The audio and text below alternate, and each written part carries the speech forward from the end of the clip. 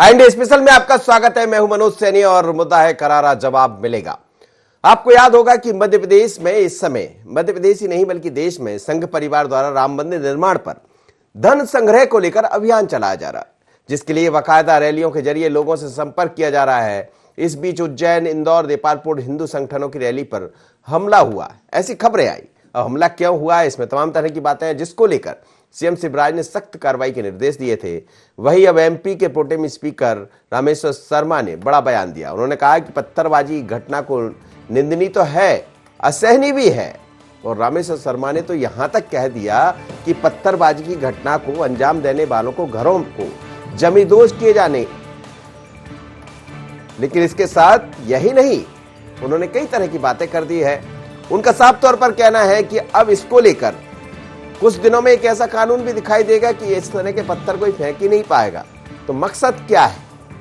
पर ऐसी एक नहीं, कई तरह से बातें की। उन्होंने उदाहरण भी दिया कि फूल फेंकिए, फूल बरसाइए तो फूल जैसा व्यवहार होगा, लेकिन पत्थर बरसाएंगे तो आपको पता है कि पत्थरबाजों का क्या हाल होता है। क्या कहा रामेश्वर शर्मा? प्रोटेम स्पीकर शाहजहांपुर पहुंचे थे, देखिए, सुनिए। हमने जिन घटना कर्मियों को पैदा किया था, अब वो उनकी रक्षा के लिए जा रहे हैं। हमारा कहना है कि पत्थर चलाना बंद करो, प्यार के फूल फेंको, कोई किसी को ना पकड़ेगा ना कोई किसी को ठोकेगा।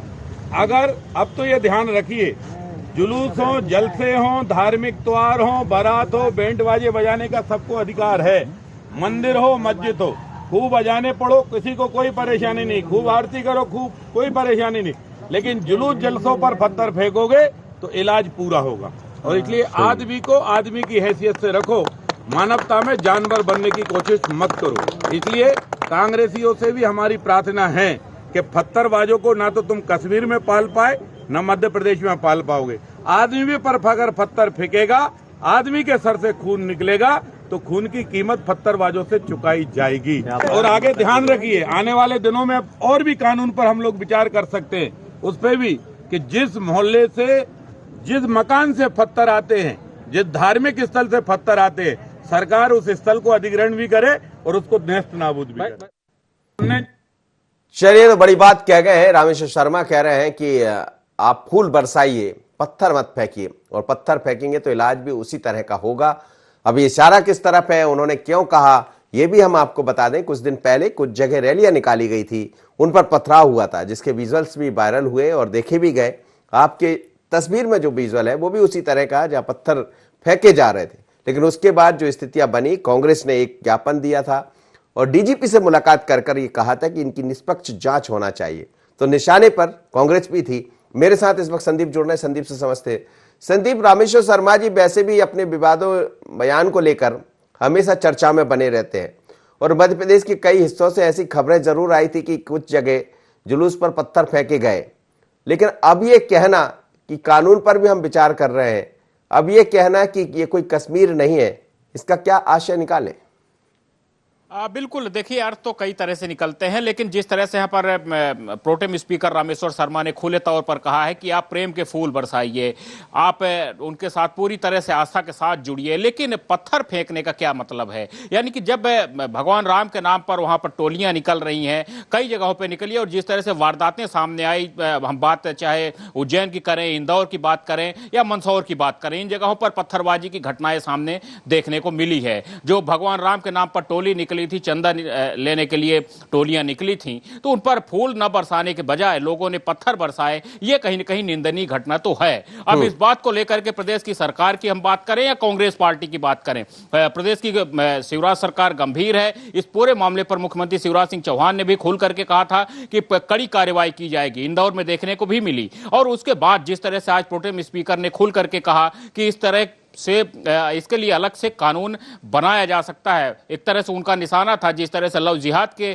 खिलाफ कानून बनाया गया है, तो आगे चल करके इसको लेकर के भी कानून बनाया जा सकता है, क्योंकि इस बात में कोई शक नहीं कि मध्य प्रदेश के सभी जिलों में इस तरह की टोलियां निकलनी है, पूरे देश में टोलियां निकलनी है, क्योंकि श्री राम जन्मभूमि में जहां राम मंदिर बन रहा है तो उसको लेकर के चंदा इकट्ठा किया जा रहा है, लिहाजा टोलियां हर जगह निकलेंगी। और इस तरह की वारदातें कहीं और ना हो, उसको लेकर के इस तरह से बात हो रही है कि फिर से पुनरावृत्ति ना हो, इसलिए कानून भी बनाया जाना चाहिए। अगर किसी ने पत्थर बरसाया है तो उसके घर को सरकार अधिग्रहित भी करे, ये बात प्रोटेम स्पीकर ने मांग की है।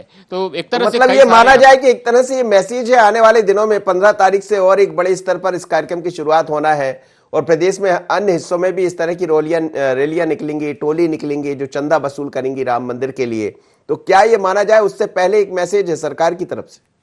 बिल्कुल मैसेज देने की कोशिश की गई है, क्योंकि जिस तरह से घटनाएं सामने देखने को मिली 2-3 जगहों पर, और उसके बाद अब ये व्यापक स्तर पे टोलियां निकलेंगी, सभी जिलों में टोलियां जाएंगी, गांव-गांव भी टोलियां जाने का बात कही जा रही है। तो इस तरह से अगर घटनाएं फिर से पुनरावृत्ति ना हो, इसलिए इस तरह से मैसेज दिए जा रहे हैं और सख्ती बरतने की बात भी कही जा रही कि आप प्रेम के फूल बरसाइए, कोई दिक्कत नहीं, आस्था रखिए, साथ में भी जुड़िए, लेकिन अगर आप पत्थर बरसाते हैं तो उसके खिलाफ कार्रवाई जरूर होगी। यहाँ पर निशाना कई तरफ साधने की कोशिश की गई है, लेकिन अगर हम कांग्रेस की भी बात करें। चलिए संदीप, आप बने रहिए मेरे साथ। इस वक्त दो मेहमान मेरे साथ जुड़ रहे हैं। कांग्रेस से अवनीश भार्गव है, कांग्रेस के नेता है और वरिष्ठ नेता है, साथ ही उमेश शर्मा जी है भारतीय जनता पार्टी से। पहले दोनों मेहमानों के पास जाए उससे पहले सुनवाते हैं कि आखिर रामेश्वर शर्मा जी ने कहा क्या है। आप दोनों भी सुनिएगा, फिर आपसे जवाब और टिप्पणी भी चाहूंगा। सुनिए रामेश्वर शर्मा, प्रोटेम स्पीकर मध्य प्रदेश। कर्मियों को पैदा किया था, अब वो उनकी रक्षा के लिए जा रहे हैं। हमारा कहना है कि पत्थर चलाना बंद करो, प्यार के फूल फेंको, कोई किसी को ना पकड़ेगा ना कोई किसी को ठोकेगा। अगर अब तो ये ध्यान रखिए, जुलूस हो, जलसे हो, धार्मिक त्योहार हो, बारात हो, बैंड बाजे बजाने का सबको अधिकार है। मंदिर हो, मस्जिद हो, खूब बजाने पड़ो, किसी को कोई परेशानी नहीं, खूब आरती करो, खूब कोई परेशानी नहीं, लेकिन जुलूस जलसों पर पत्थर फेंकोगे तो इलाज पूरा होगा।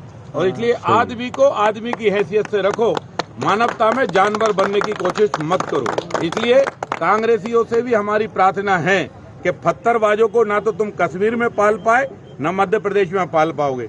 आदमी पर अगर पत्थर फेंकेगा, आदमी के सर से खून निकलेगा तो खून की कीमत पत्थरबाजों से चुकाई जाएगी। और आगे ध्यान रखिए, आने वाले दिनों में और भी कानून पर हम लोग विचार कर सकते हैं, उस पर भी कि जिस मोहल्ले से, जिस मकान से पत्थर आते हैं, जिस धार्मिक स्थल से पत्थर आते हैं, सरकार उस स्थल को अधिग्रहण भी करे और उसको नेस्त नाबूद भी करे।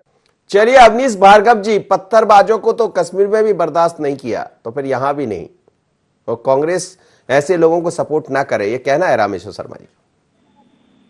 देखिए मनोज जी, रामेश्वर शर्मा अपनी लोकप्रियता बढ़ाने के लिए कुछ तो भी बयानबाजी करते रहते हैं। ना पहले भारत के संविधान में, कानून में इस तरीके की कोई बात हुई है, और जिस तरीके से हिंदू मुस्लिम में भड़काने का प्रयास कर रहे हैं ये लोग, दल की बात करते हैं, ये हुसैन की कर रहे हैं कि नाम बदलें, होशंगाबाद का नाम बदलें, ईदगाह का नाम बदलें, अब कह रहे हैं पत्थरबाज है। पत्थर भी एक धर्म विशेष के लोगों को बता रहे हैं कि वो उस जगह से पत्थर फेंके जाएंगे तो उस स्थल को नष्ट कर दिया जाएगा। ये सिर्फ एक राजनीतिक लाभ लेने का स्टैंड है। भारतीय जनता पार्टी खुद भड़काने का प्रयास कर रही है। उन्हें पता है कि जब जब सांप्रदायिक सौहार्द बिगड़ेगा तो भाजपा को फायदा होता है, और ऐसे बोलने से भी भाजपा को फायदा होता है। ये तात्कालिक फायदा हो सकता है, लेकिन लंबे अरसे तक इस तरीके के नफरत और घृणा फैलाना समाज में कहीं से कहीं तक तो ये सौहार्द का विषय है क्या? जब कोई निकल रहा है रैली और उस पर पत्थर फेंक दिया जाए तो इससे कहाँ का सौहार्द बन जाएगा? मैं ये कह रहा हूँ कि ये कार्रवाई वहाँ के प्रशासन को, सरकार को करना चाहिए। कौन पत्थर फेंका है, लेकिन निश्चित तौर पे कड़ी सजा का प्रावधान करना चाहिए, सजा होना चाहिए। लेकिन जो लोग पत्थरबाजी की बात कर रहे हैं, इनके मुंह से कोई बात सुहाती नहीं है, क्योंकि ये खुद ही सांप्रदायिक सौहार्द बिगाड़ने का हर जगह काम किया है। जिस तरीके से ये पूरे देश में चंदा इकट्ठा करने के नाम पे क्रेडिट लेना चाहते कि राम मंदिर का निर्माण हमने और हमारे दल ने कराया है, ये क्रेडिट लेने घर घर पे जाएंगे, लोगों के घरों में लड़ाई लड़ने का ये खुद प्रयास करेंगे, दरवाजे ठोकेंगे, जाके गाली बकेंगे। निश्चित तौर पे प्रदेश का और देश का सौहार्द बिगड़ेगा ही, क्यों नहीं बिगड़ेगा? उमेश शर्मा जी, उमेश जवाब दीजिएगा। नहीं, मैंने रामेश्वर शर्मा जी का पूरा वक्तव्य ध्यानपूर्वक सुना है, और मुझे लग रहा है कि जो मित्र जुड़े हुए अभिषेक जी, उन्होंने भी ध्यानपूर्वक सुना। अवनीश भार्गव जी जुड़े मेरे साथ जी। अविनाश जी ने भी सुना होगा, अवनीश भार्गव जी ने भी सुना होगा। उन्होंने कहा है कि सबका स्वागत है और लोकतंत्र में सबको अधिकार है। आप बैंड बजाइए, आप घूमिए, आप रैली निकालिए, मंदिर वाले भी निकाले, मस्जिद वाले भी निकाले, सबका स्वागत होना चाहिए। पर पत्थर नहीं फेंके जाने चाहिए। आप फूल फेंकिए एक दूसरे के ऊपर, ये भी तो एक सांप्रदायिक सौहार्द निर्माण करने का तरीका होता है। पर अगर कोई धर्मावलंबी अपनी रैली लेकर निकल रहा है और उस पर आप पथराव करेंगे तो इस प्रकार की कार्रवाई सुनिश्चित करी जाएगी। और ये जो प्रशासन से मदद की अपेक्षा बता रहे थे अवनीश जी, वही तो करा जा रहा है। कोई भारतीय जनता पार्टी के ने या किसी विश्व हिंदू परिषद के कार्यकर्ता ने जाके मकान तोड़ने की कार्रवाई नहीं करी है। प्रशासन ने उपद्रवियों को चिन्हित करा है और उपद्रवियों को धार्मिक आधार पर शिनाख्ती नहीं करी गई है। जो भी उपद्रवी है उसका शिनाख्ती का तौर तरीका जो है वो शिनाख्ती का आधार धर्म नहीं है। हिंदू भी उपद्रवी है तो हिंदू के विरुद्ध भी इस प्रकार की कार्रवाई होगी, और मुसलमान करता है तो मुसलमान के विरुद्ध भी होगी। उपद्रवी है, अराजकता उत्पन्न करने वाले लोग हैं, और इस प्रकार का वातावरण खराब करने का जो प्रयास करेगा वो किसी भी धर्म मत का होगा। उमेश शर्मा जी, एक बात और उन्होंने कही कि हम विचार इस पर भी कर रहे हैं कि पत्थरबाजों के खिलाफ एक कानून ही बना दिया जाए। तो क्या ये कानून की शक्ल भी ले सकता है, जैसा वो कह रहे थे, इशारा कर रहे थे? मैं कह रहा हूँ सब बिल्कुल निश्चित रूप से इसको बनाया जाना चाहिए, और इसलिए बनाया जाना आवश्यक है कि इस प्रकार की जो गतिविधियां उनको बढ़ावा मिल रहा है। एक जगह इस तरह का वातावरण निर्माण होता है, फिर दूसरी तरह भी उसी तरह की वातावरण देखते। चांदना खेड़ी के अंदर इस प्रकार की घटना घट जाती है, दूसरी जगह घटनाएं घटती हैं, उज्जैन के बेगमगंज में घटना घट जाती है। तो इस प्रकार की घटनाएं तो दुर्भाग्यपूर्ण है जी। तो हमको एक दूसरे की धार्मिक स्वतंत्रता का सम्मान करना पड़ेगा। कांग्रेस ने तो डीजीपी से मुलाकात भी की थी इन घटनाओं को लेकर और ये कहा था कि इसकी जांच होना चाहिए। कांग्रेस को लग रहा है कि इसमें कुछ और है।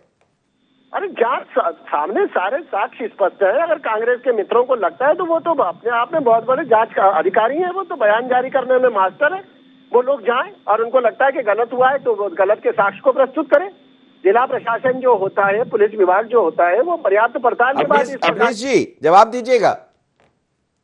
देखिए मनोज जी, सरकार के पास पूरी शक्तियां और ताकत होती है प्रशासन के पास, वो ऐसी घटनाओं को भी रोके और इस तरह की गतिविधियों को संचालित करने वालों के खिलाफ कड़ी कार्रवाई भी करे।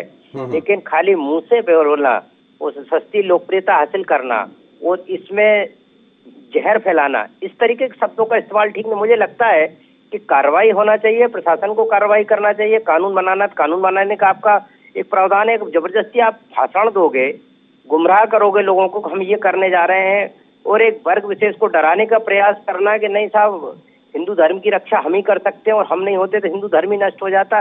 इस तरीके की बातें भारतीय जनता पार्टी हिंदू धर्म के लोगों के बीच में जाके करती है।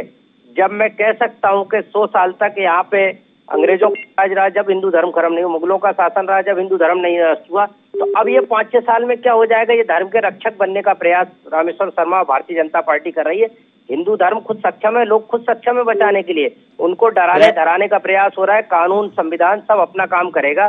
भारत के संविधान में उमेश जी 30 सेकंड में अपना जवाब दे दीजिएगा, फिर दूसरी खबर पर आपसे बात करूंगा जी। मैं आदरणीय से 100% सहमत हूँ। कानून ही अपना काम कर रहा है, संविधान भी अपना काम कर रहा है, वही लोग काम कर रहे हैं, हम कोई काम नहीं कर रहे हैं। काम कानून और संविधान ही कर रहा है, और हम किसी को डरा धमका नहीं रहे। पर अगर हमारे जुलूसों पर पत्थर फेंका जाएगा और पथराव किया जाएगा तो प्रशासन में हमने शिकायत करी, उस शिकायत के आधार पर कार्रवाई हुई है, और मुझे लग रहा है कि उस कार्रवाई का सबको सम्मान करना चाहिए। चलिए आप बने रहिएगा, दोनों मेहमान मेरे साथ इस वक्त, और अगली खबर पर भी आपसे बात करेंगे। अगली खबर की तरफ हम चलेंगे, लेकिन यहाँ एक छोटा सा ब्रेक, अभी लौटते 30 सेकंड में।